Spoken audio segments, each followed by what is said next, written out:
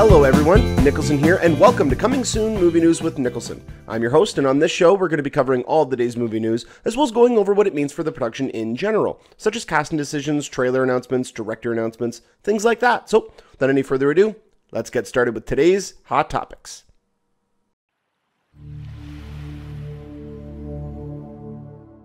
Ever since D23 back in August, we've been hearing a lot of really good things about the upcoming Jungle Book movie.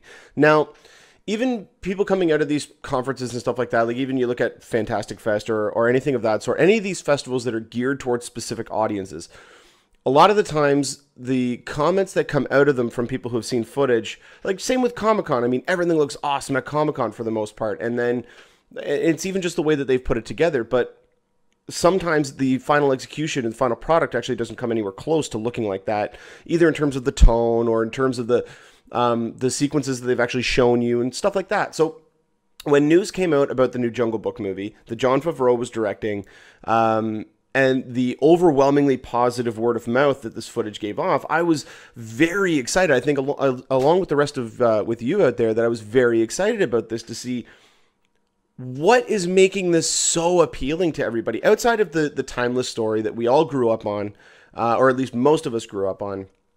You look at a lot of the ingredients that could go into making a movie really fascinating, and not one of those thoughts entered my head before I saw this trailer. Like I never conceived of this movie looking the way that it does. I for some reason, I still felt it was going to be more geared towards kids. It was, because they even came out and they said, like, it's the Disney version. So Disney right there, I mean, it's kind of unfair at this point, but they still get kind of a, as soon as you say Disney, not Marvel, not Lucasfilm, not any of those, as soon as you say Disney, kind of takes a little bit of the edge off of the movie. So you think, okay, it's going to have a more family-friendly feel. On top of that, I think when the movie was first announced, they said that the writers of the songs from the original were coming back to write some of the new songs for the movie. And so you're like, okay, well, there's going to be musical elements to the movie, so even more geared towards kids. But then we get this trailer. And wow. I mean, okay.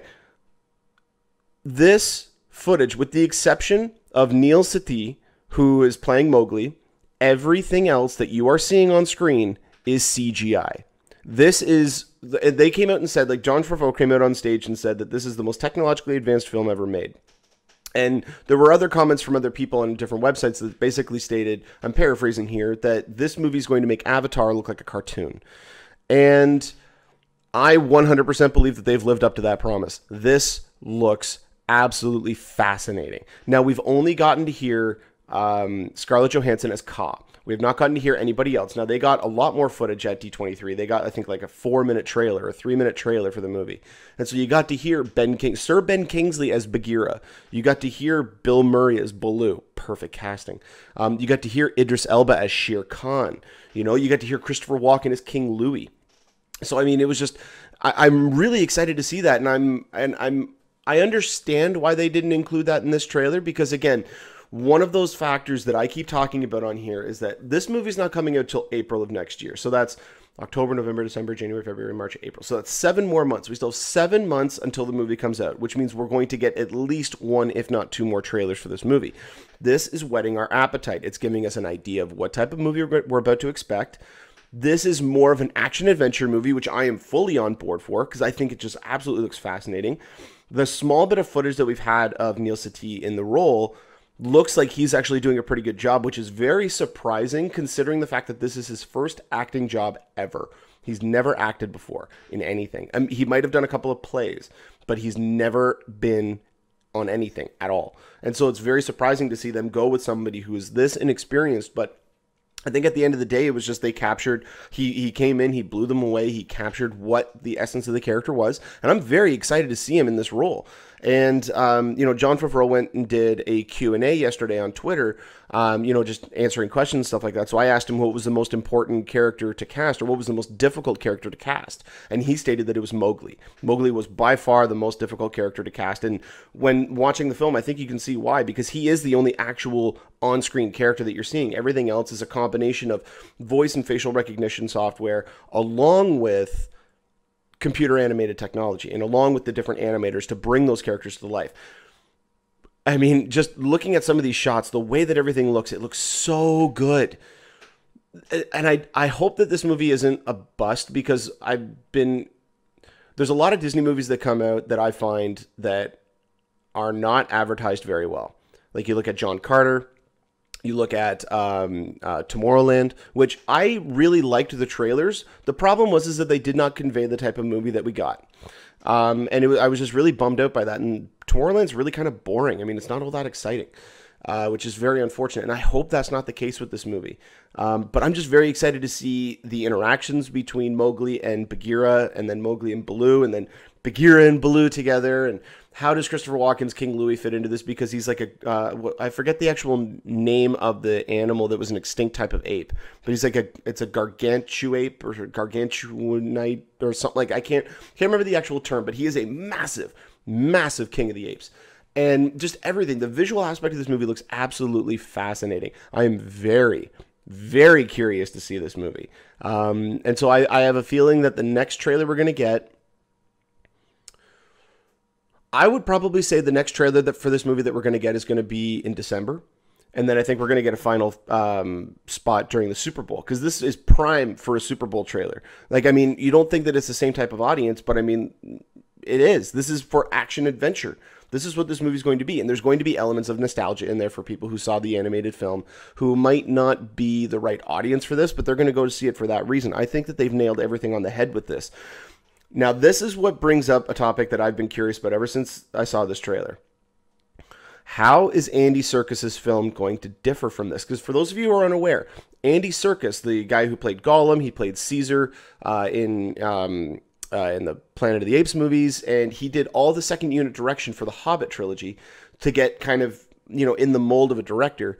He is actually helming the Warner Brothers adaptation of Jungle Book, titled Jungle Book Origins. And he's got a completely different cast. So in this one, in Jon Favreau's version, we have Bill Murray as Baloo, Ben Kingsley's Bagheera, Idris Elba as Shere Khan. In his version, you have Andy Serkis is playing Baloo. You have Benedict Cumberbatch playing Shere Khan. Christian Bale is playing Bagheera. You have Cate Blanchett playing Kaa instead of Scarlett Johansson. So, I mean, it's going to be a very... I'm curious to see the type of movie that is, because we were all, I think, under the assumption that out of the two films, Andy Serkis's film would be the one to really deal with motion capture and to deal with photorealism. And we always thought that Jon Favreau's movie was going to kind of steer towards the Disney mold and be a little bit more of a cartoon, maybe be a little bit more lighter, more family-friendly, lighthearted, stuff like that. Well, now we've seen this trailer and we know they're going photorealistic. They are using motion capture performances for a lot of the animals. They're not. I think he confirmed they did not do that for Scarlett Johansson, but I think they did that for a couple of the other creatures. And it's completely shot on soundstage. It was never shot on location anywhere. This was completely shot in a soundstage in Los Angeles. Well, that's what we thought that the Jungle Book Origins was going to be. It was going to be that version. So what are we going to get from that movie now? How is that movie going to look, and how is it going to differentiate itself from this one? Because I never really have that much of a problem when two projects are going head to head that deal with the same subject matter, because a lot of the time they're vastly different films. I mean, with the exception of White House Down and Olympus Has Fallen, those were very similar. Just Olympus Has Fallen, I think, did a little bit better job. You look at Mirror Mirror versus Snow White and the Huntsman, both basically telling the same type of story, but radically different movies. You look at Deep Impact and you look at Armageddon, radically different movies. You look at Volcano and you look at Dante's Peak, radically different movies. So what are we getting from Andy Serkis's version? That's what I'm really curious to see. And I wonder if that's now, if they found out what Disney's version was actually going to be like, I wonder if that's the reason why they pushed that movie back a year. Because filming started earlier this year. I think filming officially commenced at the beginning of March of this year for Jungle Book Origins. So I'm wondering if they use that time to really kind of change up a few things and alter it in a way to make it different. Because if they come out with the same product a year and a half later, nobody's going to go and see it. Like, that's just the unfortunate reality. And I wonder what exactly they're going to do. And I hope that once this movie comes out, I think we're going to get a better idea. Because that's what happened with Olympus Has Fallen. Once Olympus Has Fallen came out, that weekend, I think it was like the Sunday or the Monday after the movie opened, we got our first teaser for White House Down. which came out a few months later. So I wonder if that's what we're going to get with Andy Serkis' version. I think if we're going to get a teaser trailer for that movie, we may even get a teaser trailer for Jungle Book Origins in front of Batman v Superman, another highly touted Warner Brothers property. Who knows? I mean, we're still a ways out, but I'd love to hear your guys' comments. How do you think those two movies are going to differentiate, and what did you think of this trailer? I myself was blown away by it. I could not believe everything that they did. Like, there's so many things in there that at the end of the day, they didn't even need to do in CG. They didn't. They didn't need to do the sequence with Mowgli running through the grass. They could have actually gone on location and shot that. It's just fascinating to me that they chose to go this route, and I'm very curious to see the final product. So let me know what you guys think in the comment section below. When we get more information about this topic, I will definitely update you guys on here.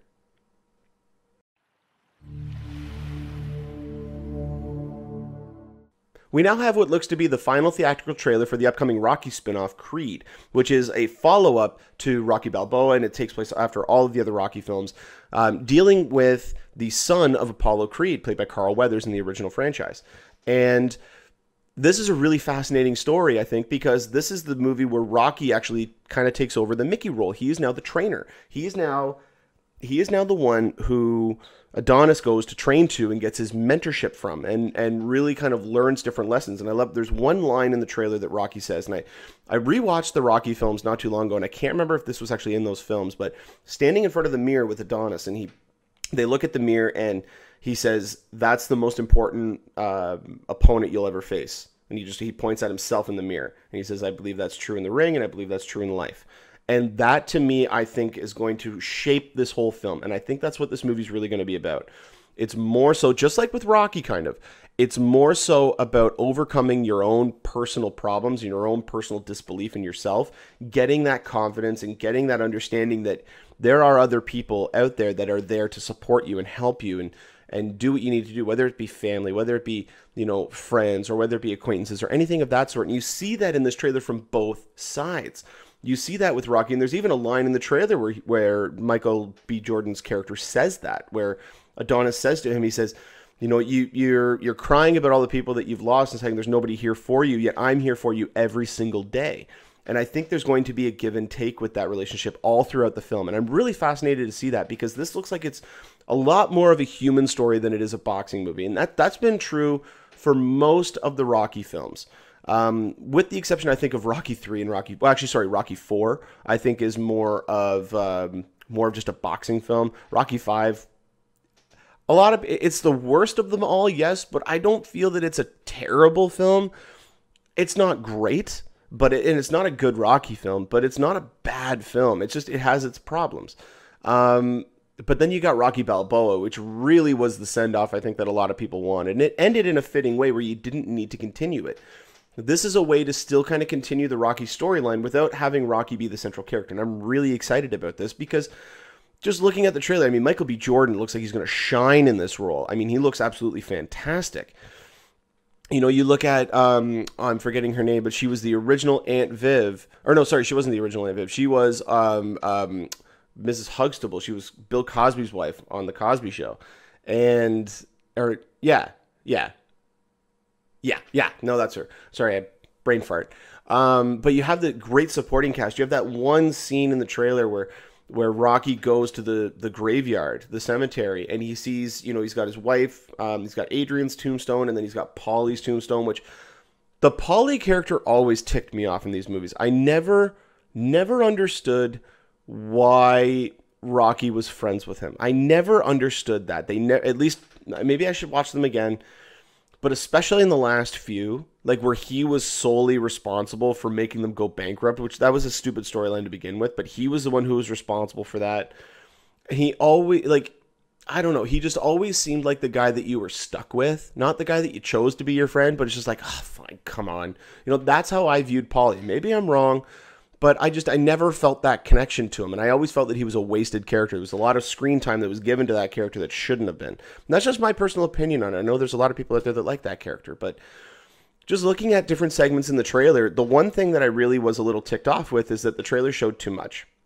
Like, there's even one part which, with the exception of how the music beat goes at the end, which they could have very easily changed, there's like a 3-second part in the trailer where Rocky just like kind of collapses and he goes, "We need help." And then you hear Rocky's sick. And then it just goes back to the trailer.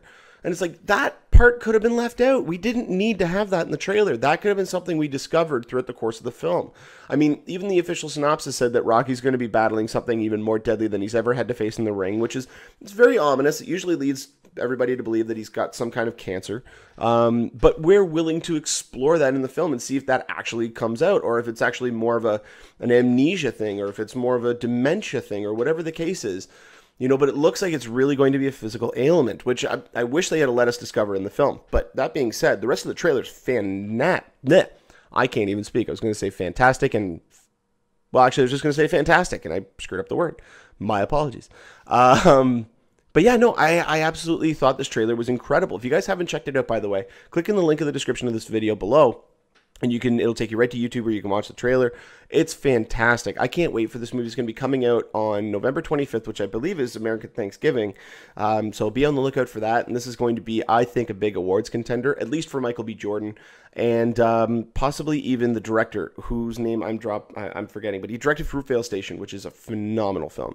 Really great character study, especially on like things like race relations and stuff like that. Great movie if you haven't seen Fruitvale Station. But I'm very excited for this movie. And when we do get more information about this topic, I will definitely update you guys on here.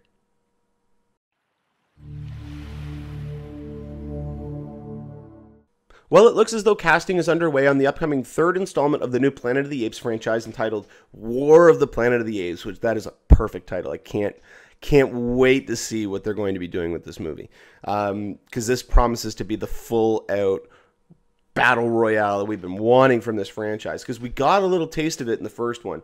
We got an even bigger taste of it in the second one, and I think this movie's really going to hammer that home.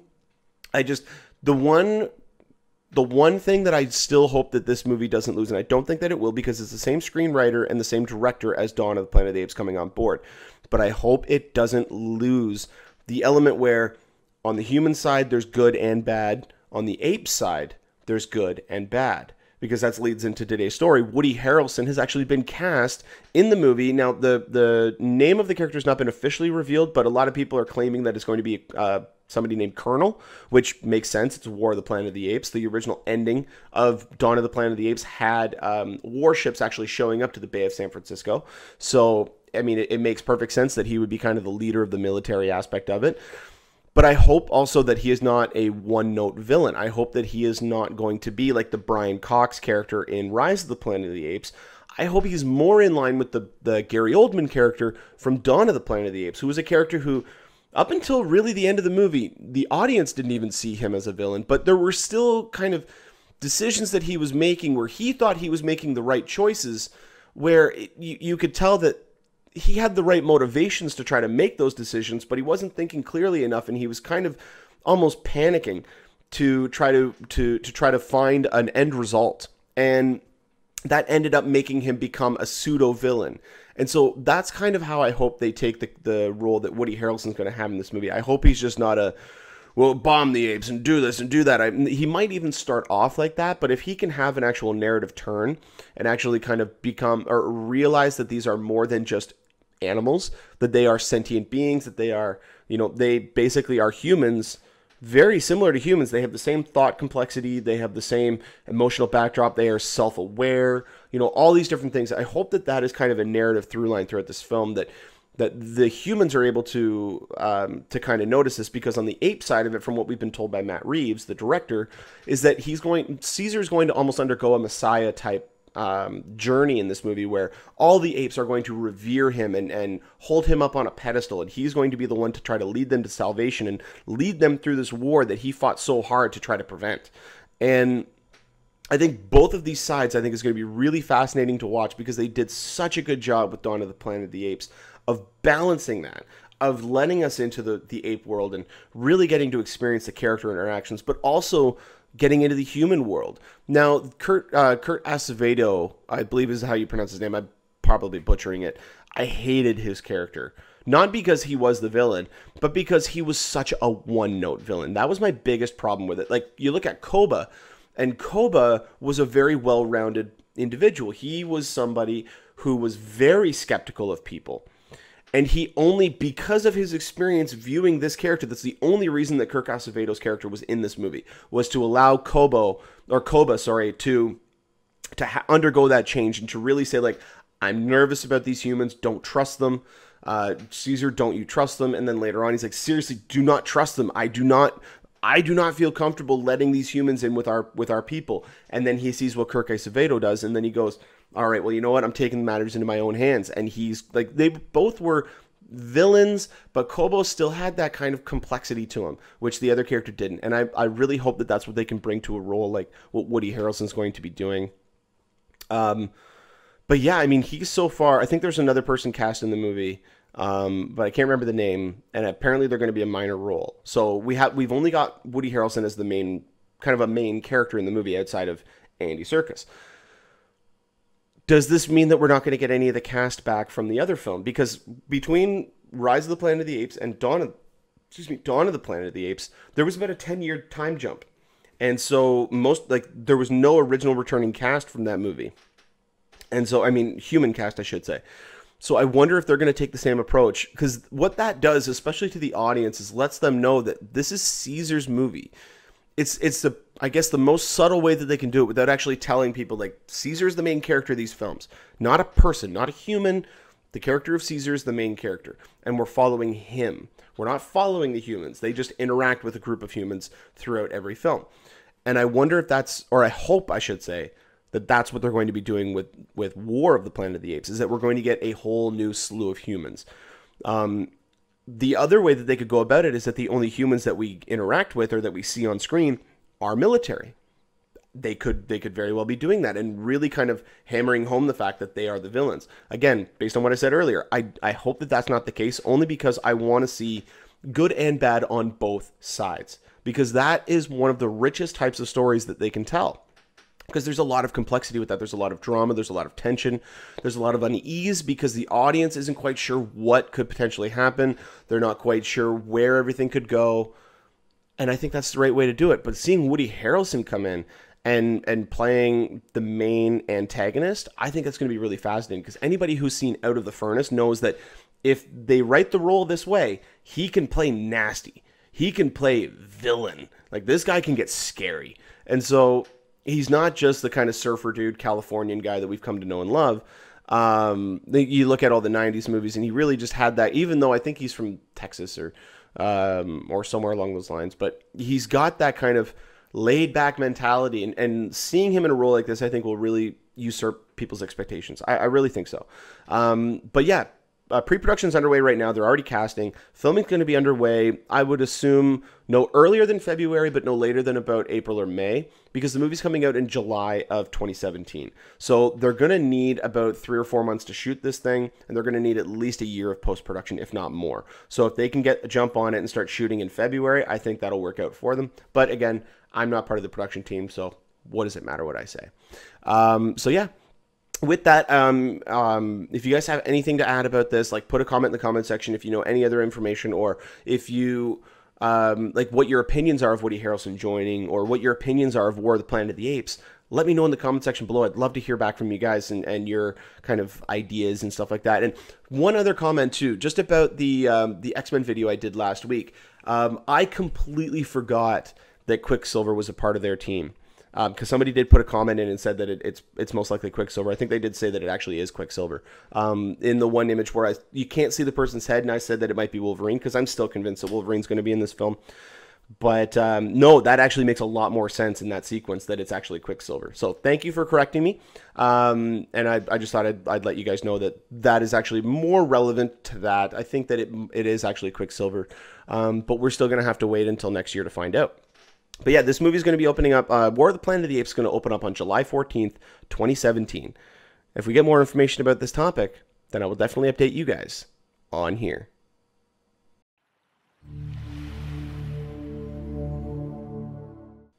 Well, that'll do it for this episode of Coming Soon Movie News with Niklsun. Thank you so much for watching. You guys have been a great audience.